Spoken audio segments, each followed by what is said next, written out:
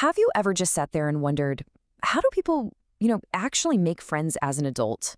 It feels like it should be easy, but man, it can be so frustrating and weirdly difficult. Well, today we're diving into a real, practical playbook for making those connections. Let's get right into it. And hey, if you're feeling that way, you are so not alone. The author we're pulling from for this explainer straight up admits that how to make friends is the most Googled thing on their laptop. It's just this universal search we're all on in a world that feels more and more disconnected. But here's the problem, right? Most of the advice you find online is, it's kind of useless. It's either super generic stuff like reconnect with old friends. Thanks, I hadn't thought of that. Or you get these bizarre WikiHow articles with the weirdest illustrations you've ever seen. So what are we supposed to do? And let's be real about where we usually turn, our phones. The source for this breakdown puts it perfectly. Instagram, it's just sending messages into the void that nobody replies to. Tinder, it's setting up dates that nobody shows up to. Reddit's big idea is to start a cornhole club. And LinkedIn, I mean, come on, it's basically a dystopian simulation. These just aren't the places for a real friendship. So what does that leave us with? If the digital world is failing us, there's really only one true option left. Actually talking to people, in real life. And that's exactly what this playbook is all about. It's a whole toolkit of things you can actually go out and do, like today. All right, let's kick things off with the most important part of this whole toolkit, your mindset. Because honestly, the battle is usually won or lost inside your own head before you even say a single word. You know that feeling, right? We call it overthinking, or just getting stuck in your head.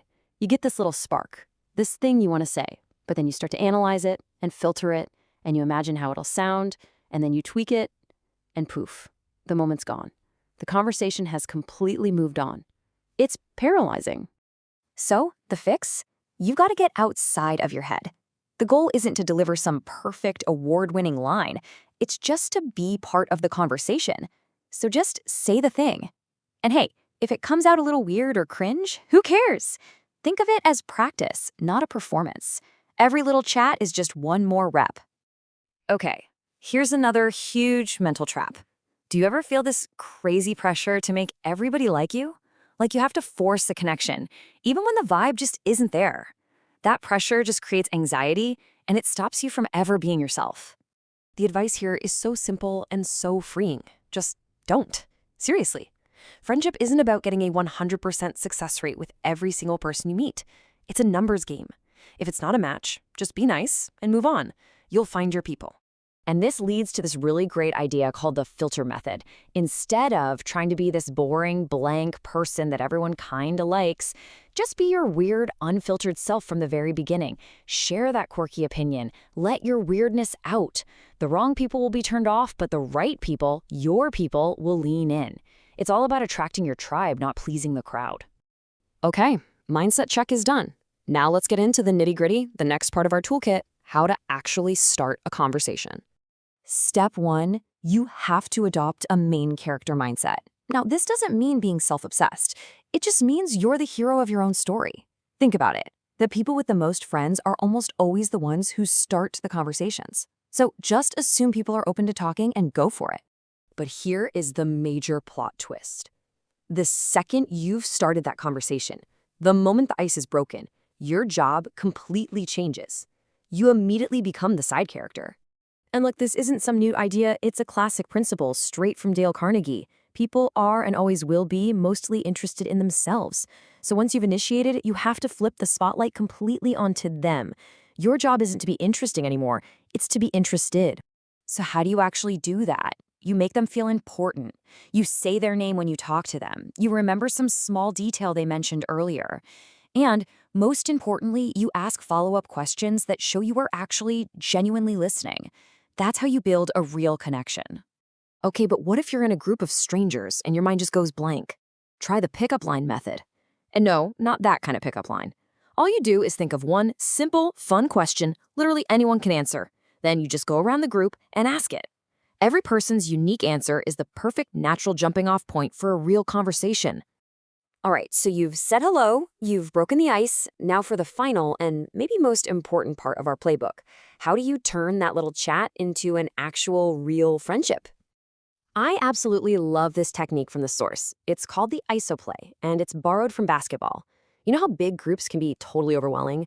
Well, instead of trying to charm everyone at once, you isolate one person. Maybe find someone who's kind of quiet on the side and just start a little one-on-one conversation. It makes them feel seen, and it's way easier to build a real connection. Here's another amazing little connector: favors. And this is a two-way street. Asking for a tiny favor, like, hey, can you watch my laptop for a sec, shows that you trust them. And doing a favor, like offering to help with something you're good at, shows you care. It's this little back and forth that builds trust super quickly. You ever feel like you're stuck in that polite conversation zone that never goes anywhere? Yeah. To get past that, you have to be transparent. You got to be a little vulnerable. This doesn't mean you spill your life story. It can be as simple as saying, hey, you're awesome. We should hang out sometime. That one little sentence can tear down the wall between acquaintance and friend. And please remember this one. If you have a great time with a new group of people, don't just let that energy fizzle out. Be the one who steps up and says, hey, I'm going to make a group chat so we can do this again. It is such a simple move, but it's the thing that turns a fun night into a potential friend group. Phew, okay, we have covered a ton of ground here, from the way you think, to how you start a chat, to how you build a real connection.